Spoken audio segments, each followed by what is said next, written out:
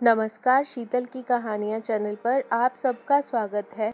आज की कहानी है कुदरत का इंसाफ। माहौल गमगीन था। अपनी माँ का अंतिम संस्कार करके अभी अभी घर लौटा विनय बार बार अपनी माँ को याद करके रोता जा रहा था। आंखों के आंसू थमने का नाम नहीं ले रहे थे। रह रह कर अपनी माँ की आवाज़ उसके कानों में गूंजने लगी और वह इधर उधर देखने लगता। फिर रोते हुए बोला, आज सुबह ही माँ ने डॉक्टर के पास ले जाने को कहा था, लेकिन मैंने ही यह कहकर मना कर दिया कि आज मुझे ज़रूरी काम से बाहर जाना है। मैं आपको डॉक्टर के पास कल लेकर चलूँगा। लेकिन मुझे क्या पता था कि आज ही मृत्यु उन्हें अपना ग्रास बनाने वाली है। अगर मैं उन्हें डॉक्टर के पास ले जाता तो आज मेरी माँ मेरे साथ होती। तभी विनय की पत्नी अमृता भी आंखों में आंसू बहाते हुए सिसकियां लेने लगी और बोली, गलती मेरी ही थी जो मैं माँ जी को अकेला छोड़कर राशन खरीदने बाजार चली गई। ना जाने ऐसा क्या हुआ जो पूरे घर में आग फैल गई और माँ जी हमेशा हमेशा के लिए। इतना बोलते बोलते अमृता दहाड़े मार कर रोने लगी। आज पड़ोस की औरतें बेटे के साथ साथ बहू को सास के गम में इतना रोते हुए देखकर उसे दिलासा देने लगे और अमृता की तारीफ करते हुए आपस में बातचीत करने लगे। कितना प्यार था सास बहू में, बिल्कुल माँ बेटी की तरह। पर होनी को कौन टाल सकता है। देखो तो बेचारी का रो रो कर कितना बुरा हाल है। अभी यह सब बातें चल ही रही थी कि तभी पीछे से किसी की आवाज़ आई। क्या हुआ, ये सब क्या हो रहा है। जैसे ही लोगों ने पीछे मुड़कर देखा तो सब लोग आश्चर्यचकित रह गए। उनके तो जैसे पैरों तले ज़मीन ही खिसक गई। चारों तरफ हाहाकार मच गई। अमृता को अपनी आंखों पर यकीन नहीं हो पा रहा था। तो विनय के चेहरे पर आश्चर्य के भाव थे। आखिर वह कौन था जिसके आते ही सबकी हैरानी का ठिकाना ना रहा। आइए जानते हैं। विनय शारदा जी की इकलौती संतान। पति की मृत्यु होने के बाद आर्थिक स्थिति अच्छी न होने के बावजूद भी शारदा जी ने उससे बहुत अच्छी शिक्षा दी। अपनी सुख सुविधा सब त्याग कर उसकी आंखों में पल रहे सपनों को पूरा करने की कोशिश की। विनय भी इस बात को जानता था और अक्सर अपनी माँ से कहता था कि जीवन के किसी भी मोड़ पर मैं आपको अकेला नहीं छोड़ूंगा, हमेशा आपका ध्यान रखूंगा, आपको हर सुख सुविधा देने की पूरी कोशिश करूंगा। धीरे धीरे समय बीतने लगा। पढ़ाई लिखाई पूरी होने के बाद विनय को अच्छी नौकरी भी मिल गई और वो दिन भी जल्दी आ गया जब अमृता विनय की ज़िंदगी में उसकी पत्नी बनकर आई। शारदा जी ने अपनी बहू को खूब लाड प्यार दिया। उनकी कोई बेटी नहीं थी, इसलिए अपनी बेटी के हिस्से का प्यार भी उन्होंने अपनी बहू को दिया। अमृता भी इस घर में आकर बहुत खुश थी, लेकिन ऐसा केवल कुछ ही दिन तक चला, क्योंकि अमृता को या तो अपनी माँ के साथ फ़ोन पर बतियाना अच्छा लगता था या फिर अपनी सहेलियों के साथ पार्टी या शॉपिंग पर जाना। अपने ऊपर पैसे खर्च करना, नई नई ड्रेस खरीदना उसे बहुत पसंद था। लेकिन जब भी शारदा जी अपनी बहू अमृता को कोई काम करने को कहती तो उसे परेशानी होने लगती। घर गृहस्थी की जिम्मेदारियों से उसका कोई सरोकार नहीं था। अब उसे अपनी सास में केवल बुराइयां ही नज़र आती थी। अक्सर फ़ोन पर अपनी सहेलियों को भी यही बात कहती कि ना जाने मैं कैसी जगह पर आ पड़ी हूँ।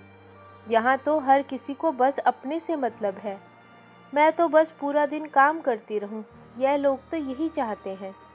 बहू के नाम पर मुफ्त की नौकरानी चाहिए इन लोगों को। सारा दिन चूल्हे चौके में सड़ती रहूं। मेरी अपनी तो कोई ज़िंदगी है ही नहीं। कभी कभी तो मन करता है कि कहीं जाकर मर जाऊं। शारदा जी समझ पा रही थी कि उनकी बहू काम करने में ज़्यादा दिलचस्पी नहीं रखती। उसे कोई ज़्यादा परेशानी ना हो, इस कारण वह खुद ही घर के काम की सारी जिम्मेदारियां संभाल लिया करती थी। बढ़ती उम्र के चलते उन्हें काम करने में मुश्किल होती थी, इसलिए अपनी बहू को केवल अपनी मदद के लिए कभी कभी आवाज़ लगा देती। उस पर भी अमृता चिढ़ जाती थी और अक्सर गुस्से में बड़बड़ाती रहती कि इस घर में आकर तो मेरी ज़िंदगी ही बर्बाद हो गई है। बहू के इस तरह के व्यवहार से परेशान होकर शारदा जी ने उसे कोई काम कहना ही छोड़ दिया था। धीरे धीरे समय बीतने लगा, लेकिन अमृता के व्यवहार में कोई परिवर्तन नहीं आया। विनय भी अपनी पत्नी के बर्ताव से परेशान था, लेकिन जब भी उसे समझाने की कोशिश करता तो अमृता उसी समय कलह शुरू कर देती। इसलिए मजबूर होकर उसने घर के काम करने के लिए एक काम वाली बाई को रख लिया, जिससे खर्च का अतिरिक्त भार भी विनय पर पड़ गया, जिस कारण वह अपनी पत्नी को उसके नाजायज़ खर्चों के लिए ज़्यादा पैसे नहीं दे पाया। लेकिन कुछ दिन बीते तो अमृता ने डायमंड नेकलेस लेने की जिद पकड़ ली, लेकिन विनय उसे टालता रहा। परेशान होकर अमृता ने अपनी माँ को फ़ोन करके इस बारे में बताया और कहा, माँ, जब से शादी करके इस घर में आई हूँ मैं तो परेशान हो गई हूँ। ना जाने कैसे भिखारियों से पाला पड़ा है। तुम्हारे दामाद से तो मेरी एक डिमांड तक पूरी नहीं की जाती।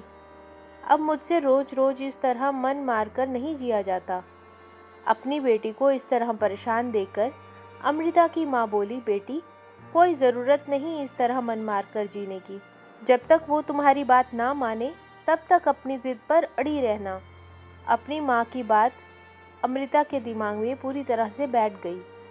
एक दिन जब विनय ऑफिस से घर लौटा तो बुरी तरह थका हुआ था। घर आकर जैसे ही अपना ब्रीफकेस रखा तो सामने अपनी पत्नी अमृता का गुस्से से फूला हुआ चेहरा देखा।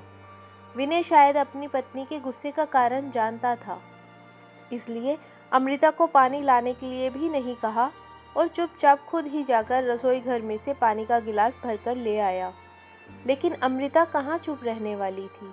चिल्लाते हुए बोली, तुम्हें मालूम भी है कि आज मेरी किट्टी पार्टी में मेरी कितनी बेइज्जती हुई। मेरी सारी सहेलियां अपने डायमंड के गहने एक दूसरे को दिखा रही थी और मैं पिछले 6 महीने से तुमसे हीरे का हार मांग रही हूँ, वह तुमसे लाकर नहीं दिया गया। हद होती है कंजूसी की। मैंने इतनी बड़ी चीज़ भी नहीं मांग ली थी कि तुम पूरी ही ना कर सको। मैं तुम्हें बता देती हूँ, अगली बार जब मैं किटी पार्टी में जाऊँ तो अपना हीरो का हार ही पहन कर जाऊँगी। अमृता ने गरजते हुए कहा तो विनय ने उसे प्यार से समझाते हुए कहा, देखो अमृता, अभी मेरे पास इतने पैसे नहीं हैं। माँ बीमार रहती है, उनकी दवाइयों का भी खर्च होता है और फिर अब काम वाली बाई लगाने के बाद खर्च और भी ज़्यादा बढ़ गया है। जब मेरे पास कुछ पैसे होंगे तो मैं खुद तुम्हें तुम्हारी पसंद की ज्वेलरी दिलवा दूंगा। अपने पति की बात सुनकर अमृता उस समय चुप रह गई और डायमंड नेकलेस के सपने देखने लगी। लेकिन अगले ही दिन जब विनय ऑफिस से घर लौटा तो उसका मुंह लटका हुआ था। दरअसल पिछले 2 महीने से उसका टारगेट पूरा ना हो पाने के कारण उसके बॉस ने उसे अच्छी खासी फटकार लगा दी और अपने जूनियर्स के सामने अपना अपमान होते देख विनय से रहा ना गया और उसकी अपने बॉस से बहस हो गई, जिसके चलते उसे कंपनी से निकाल दिया गया। विनय को उदास देखकर शारदा जी ने उसे अपने पास बिठाया और उसे पूछने लगी, क्या हुआ बेटा विनय, तुम इतने परेशान क्यों हो? तभी विनय ने बताया कि उसे कंपनी से निष्कासित कर दिया गया है। फिर बोला, दरअसल माँ, पिछले कुछ महीनों से घर का माहौल ही कुछ ऐसा चल रहा था जिस कारण मैं अपने काम पर पूरा ध्यान ही नहीं दे पाया और टारगेट पूरा नहीं हो पाया, जिस कारण बॉस मुझे खरी खोटी सुनाने लगा। लेकिन मैं भी कैसे बर्दाश्त करता। गुस्से में मैंने भी उन्हें 2 बातें बोल दी। इसी वजह से मुझे कंपनी से निकाल दिया गया है। लेकिन माँ, चिंता करने की कोई ज़रूरत नहीं है। मुझे जल्दी ही कहीं और इससे भी अच्छी नौकरी मिल जाएगी। ऐसा कहकर विनय उदास भाव से अपने कमरे में चला गया और शारदा जी सोच में पड़ गई कि आखिर घर का खर्च कैसे चलेगा, क्योंकि विनय के पास कोई जमा पूंजी भी नहीं थी। पाई पाई करके जो पैसे उसने इकट्ठे किए थे, उन पैसों को उसने ये घर खरीदने में खर्च कर दिया था। अपने बेटे की चिंता शारदा जी को खाई जा रही थी। उधर जब विनय ने अपनी नौकरी छूटने की बात अमृता को बताई तो अमृता सिर पकड़कर बैठ गई, यह सोचकर कि अब वह अपने शौक कैसे पूरे कर पाएगी। फिर विनय ने अपनी मजबूरी बताते हुए अपनी पत्नी से कहा, अमृता, ऐसी स्थिति में मुझे तुम्हारी मदद की ज़रूरत है। तो अमृता हैरान होते हुए बोली, भला मैं आपकी क्या मदद कर सकती हूँ? तो विनय बोला, तुम अगर चाहो तो मेरी मदद कर सकती हो। इस पर अमृता प्रश्नवाचक निगाह से उसकी ओर देखने लगी। तो विनय बोला, अगर अगले महीने तक मेरी नौकरी ना लगी तो घर का खर्चा चलाना मुश्किल हो जाएगा। ऐसी हालत में हम लोग काम वाली बाई का खर्चा अफोर्ड नहीं कर सकते। तो तुम कुछ दिनों के लिए माँ के साथ घर का काम संभाल लो, क्योंकि इस समय एक एक पैसा बचाना हमारे लिए ज़रूरी है। विनय की बात सुनकर अमृता नाक बोल सिकोड़ती हुई बोली, लेकिन तुम जानते हो कि मुझसे यह सब काम नहीं होते। बड़ी मुश्किल से मैं अपने लिए कुछ समय निकाल पाती हूँ। तो विनय बोला, अमृता, जब मेरी अच्छी नौकरी लग जाएगी तो तुम जो मांगोगी वो तुम्हें ला कर दूंगा। सिर्फ 1-2 महीने के लिए एडजस्ट कर लो प्लीज़। विनय की ये बात सुनकर अमृता घर के कामों में अपनी सासू माँ का हाथ बटाने के लिए राज़ी हो गई। 1 सप्ताह बीत चुका था, लेकिन विनय को बहुत कोशिश करने के बावजूद नई नौकरी नहीं मिल पा रही थी। उधर शारदा जी जैसे ही दोपहर का खाना पकाने के लिए रसोई घर में गई तो फर्श पर पानी गिरा होने के कारण अचानक उनका पैर फिसल गया और ज़ोर से ज़मीन पर गिर गई। विनय ने उनके चिल्लाने की आवाज़ सुनी तो तुरंत दौड़ा दौड़ा आया और अपनी पत्नी की मदद लेकर शारदा जी को किसी तरह बिस्तर तक लेकर आया। लेकिन शारदा जी दर्द से कराहती जा रही थी और धीरे धीरे दर्द असहनीय हो गया। उनकी हालत खराब जानकर विनय उन्हें डॉक्टर के पास ले गया। डॉक्टर ने जांच की तो मालूम पड़ा कि उनकी बाजू की हड्डी में हल्का फ्रैक्चर आया है। उनकी कमर में भी बहुत ज़्यादा दर्द हो रहा था, जिस कारण डॉक्टर ने उन्हें कुछ समय के लिए बेड रेस्ट करने को कहा। नौकरी छूटने और माँ की चोट से विनय बहुत ज़्यादा परेशान हो गया था। अब उसका खर्च और भी ज़्यादा हो गया था, लेकिन उससे भी ज़्यादा परेशान हो गई थी अमृता, क्योंकि एक और तो काम वाली बाई चली गई थी तो दूसरी ओर उसकी सासू माँ, जो सारा दिन घर पर काम वाली बाई की तरह ही काम करती रहती थी, बिस्तर पर बैठ गई थी। अब खाना पकाना, साफ सफाई, बर्तन और कपड़े धोना, सारे कामों की जिम्मेवारियां अमृता पर आ चुकी थी। साथ ही साथ उसे शारदा जी के सारे काम भी करने पड़ गए। हालांकि शारदा जी अपनी लाठी के सहारे से बाथरूम तक जैसे तैसे चली जाती थी, लेकिन उन्हें हाथ में खाना देना, दवाइयाँ देना और उनके छोटे छोटे काम भी अमृता को मुसीबत लगते थे। विनय अक्सर नौकरी की तलाश में सुबह सुबह निकल जाता था और बच्चों को भी स्कूल जाना होता था, इसलिए अमृता को सुबह सुबह उठना पड़ता था। एक दिन सुबह जब नाश्ता पानी निपटाकर जैसे ही अमृता अपने कमरे में जाकर बैठी तो अपनी माँ से फ़ोन पर बातें करने लगी। माँ, तुम जानती नहीं हो मेरे सिर पर कितनी बड़ी मुसीबत आ गई है। सारा दिन काम वाली बाई की तरह काम में जुटी रहती हूँ, एक पल को भी चैन नहीं है। नौकरानियों से भी बदतर हालत हो गई है आपकी बेटी की। अभी अमृता अपनी माँ से फ़ोन पर बातें कर ही रही थी कि तभी शारदा जी की आवाज़ आई, बहू, मुझे 1 कप चाय तो बना कर दे देना, बहुत ठंड लग रही है। अपनी सासू माँ की बात सुनकर अमृता अपनी माँ से कहने लगी, क्या बताऊँ माँ, ना जाने कब ठीक होंगी मेरी सास। अब तो इतने दिन हो गए हैं, फिर भी अभी तक बिस्तर पर ही पड़ी हैं। मुझे तो लगता है इन्हें कोई चोट वोट नहीं आई, यह तो बस चोट का ड्रामा कर रही हैं। ना जाने कब उठेंगी। सारा दिन घर का काम करते करते मैं तो पागल ही हो जाऊंगी, और यहाँ यह महारानी पूरा दिन बिस्तर पर आराम फरमाती है।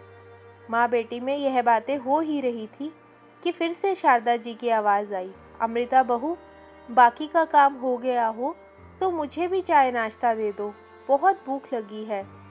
सासू माँ की आवाज़ सुनते ही फ़ोन रखकर अमृता गुस्से से उठी और पैर पटकते हुए किचन की ओर चली गई। जलते भुनते हुए उसने चाय बनाई और साथ में 2 रोटियां रखकर अपनी सासू माँ के सामने पटकते हुए बोली, थोड़ी देर सब्र नहीं रख सकती थी क्या? आखिर मैं भी तो इंसान हूँ, सुबह से काम करते करते थक गई थी। अगर थोड़ी देर के लिए अपने कमरे में जाकर आराम करने लगी तो कौन सी बड़ी मुसीबत आ गई थी। बहू की तीखी बातें सुनकर शारदा जी की आंखों में आंसू आ गए और बोली, बहू, मुझे भी बार बार तुम्हें परेशान करना अच्छा नहीं लगता, लेकिन क्या करूं? मजबूरी के कारण मैं बिस्तर पर पड़ी हूँ। मेरी हालत ऐसी ना होती तो मैं कभी ना बैठती।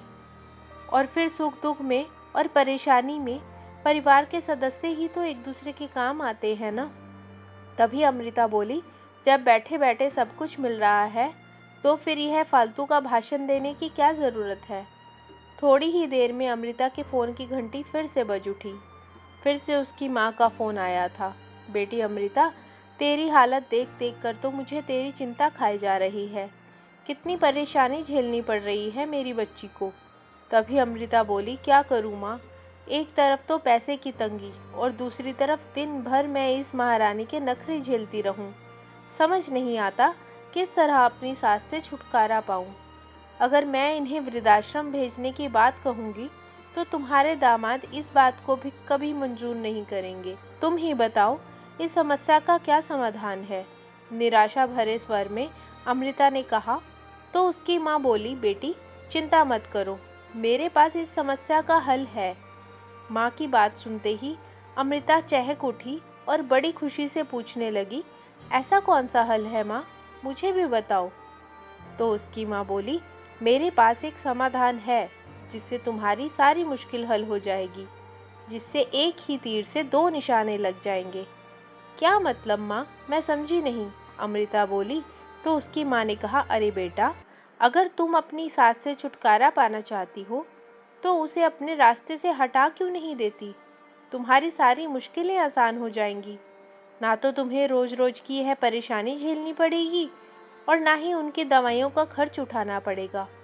और ऊपर से सासू माँ के बीमे के पैसे मिलेंगे 100 अलग। अपनी माँ की यह बात सुनते ही अमृता मुंह बनाते हुए बोली, क्या माँ, आप भी कैसी बातें कर रही हैं? कितना वाहियात आइडिया है आपका। मैं भला अपनी सास को कैसे अपने रास्ते से हटा सकती हूँ?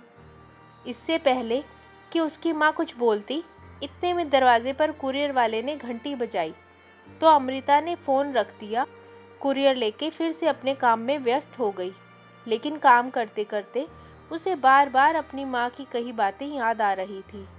अमृता दिन भर सोच में ही डूबी रही कि आखिर कैसे कोई हल निकाला जाए। फिर अपनी माँ द्वारा दिए गए सुझाव के बारे में सोचने लगी।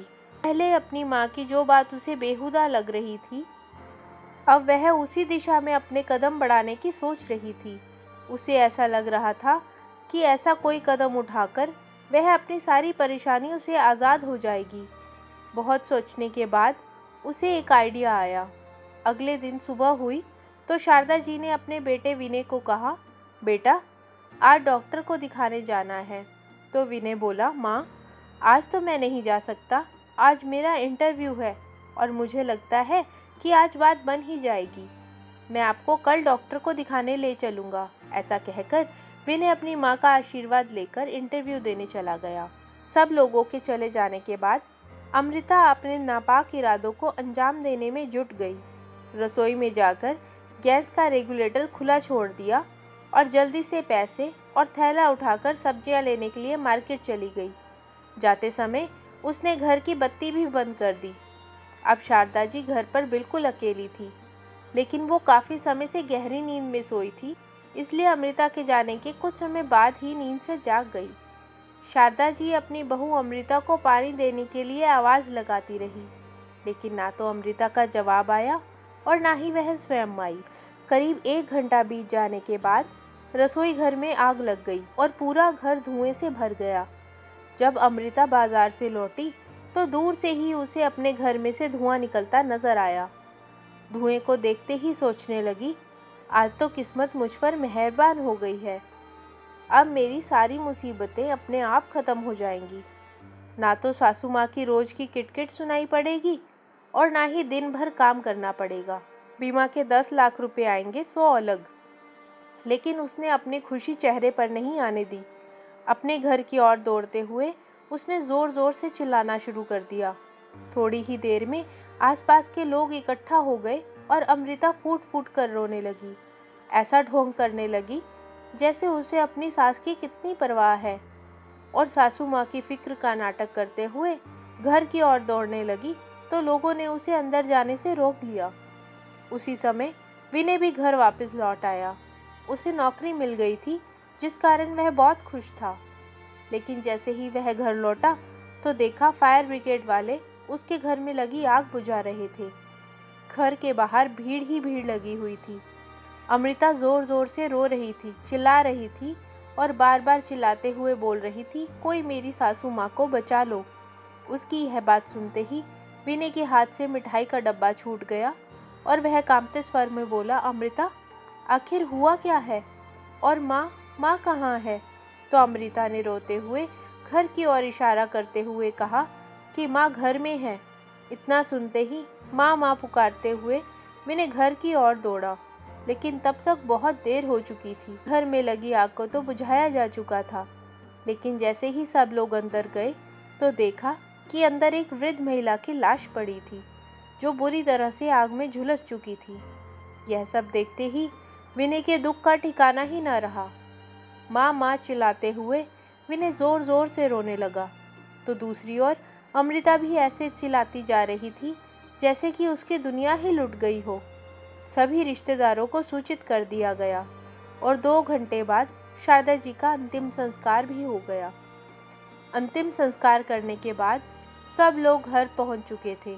रसोई घर से आग फैलने के कारण रसोई घर और हॉल बुरी तरह क्षतिग्रस्त हो गए थे, जबकि बाकी के कमरों में कुछ खास नुकसान नहीं हुआ था। कभी विनय अपनी माँ को याद करता तो कभी अपने घर को देखता, जिसमें माँ के साथ उसकी कितनी यादें जुड़ी हुई थी। उधर रोने का ढोंग करती हुई अमृता यह सोच सोच कर परेशान थी कि आखिर उसकी माँ अभी तक पहुंची क्यों नहीं। विनय अपनी माँ के गम में लगातार रोए जा रहा था, तो अमृता भी सिसकियां ले लेकर अपना दुख प्रकट कर रही थी। आस पड़ोस की औरतें कभी गले लगकर अमृता को सहारा देती तो कभी बातों से संतावना देती। अमृता की आंखों से मगरमच्छ के आंसू बहते जा रहे थे। तभी अचानक दरवाजे से कोई अंदर आया और आवाज़ आई, क्या हुआ? ये सब क्या चल रहा है? ये आवाज़ सुनते ही लोग पीछे मुड़ मुड़ कर देखने लगे, लेकिन जिसने भी देखा तो देखता ही रह गया। अचानक सब लोगों में हाहाकार मच गई। जैसे ही विनय ने पीछे मुड़कर देखा तो उसकी हैरानी का ठिकाना न रहा। उसके चेहरे पर आश्चर्य और खुशी के मिश्रित भाव थे, क्योंकि वहाँ और कोई नहीं बल्कि स्वयं शारदा जी ही खड़ी थी। उन्हें देखते ही विनय जोर से चिल्लाया, माँ, और दौड़ता हुआ अपनी माँ के गले लग गया। शारदा जी को अपने सामने खड़ा देख उनकी बहू अमृता की आंखें फटी की फटी रह गई। वो तो लगभग चक्कर खाकर गिरने ही लगी थी। उसे समझ नहीं आ रहा था कि आखिर ऐसा कैसे संभव है। जिस माँ का अभी अंतिम संस्कार करके वह घर लौटे थे, वह माँ आखिर उनके सामने सही सलामत जीती जागती कैसे खड़ी है। और यदि शारदा जी यहाँ खड़ी हैं, तो जिस महिला का उन्होंने अंतिम संस्कार किया था वह महिला कौन थी? ये एक बहुत बड़ी पहेली बन गई थी, जिसका जवाब जानना बहुत ज़रूरी हो गया था। दरअसल हुआ यूँ था कि जैसे ही अमृता रेगुलेटर खुला छोड़कर बाजार के लिए निकली, उसके ठीक 2 मिनट बाद ही दरवाजे की घंटी बजी। जब तक गैस पूरे घर में नहीं फैली थी, तो शारदा जी जैसे ही उठकर दरवाजे पर गई, बत्ती जलाई और दरवाज़ा खोला, तो कुछ खाया पिया न होने के कारण कमज़ोरी की वजह से चक्कर खाकर गिर पड़ी। शारदा जी की घनिष्ठ सहेली शकुंतला जी उनका हालचाल पूछने के लिए अपने बेटे के साथ उनके घर आई थी। जब उनकी सहेली ने उन्हें ऐसी हालत में देखा, तो वो और उनका बेटा उन्हें अपनी कार में बिठाकर अस्पताल दिखाने के लिए ले गए। और उधर अमृता की माँ तो केवल यही चाहती थी कि अमृता को सास नाम की झंझट से जल्द मुक्ति मिल जाए। इसलिए शारदा जी को अमृता की ज़िंदगी से हमेशा हमेशा से निकालने का प्लान बनाने के लिए वो अमृता के घर आ पहुंची। जैसे ही वह घर में आई तो चारों तरफ अंधेरा ही अंधेरा था। बेटी को आवाज़ लगाई, लेकिन कोई जवाब नहीं आया। जैसे ही बत्ती जलाई तो स्विच की स्पार्किंग से घर में फैली गैस ने आग पकड़ ली। तुरंत ही आग ने पूरे रसोई घर और हॉल को घेर लिया। अमृता की माँ उस आग की चपेट में आ गई। आग में झुलसते हुए चीखने चिल्लाने लगी, लेकिन धुएं के कारण उन्हें कुछ दिखाई नहीं दे रहा था। बाहर निकलने का और अपनी जान बचाने का कोई रास्ता नज़र नहीं आ रहा था। तो वहीं शारदा जी को समय पर खाना न मिल पाने के कारण बहुत ज़्यादा कमज़ोरी आ गई थी, तो डॉक्टर ने उन्हें ग्लूकोज चढ़ा दिया था, जिस वजह से उन्हें घर आने में देर हो गई।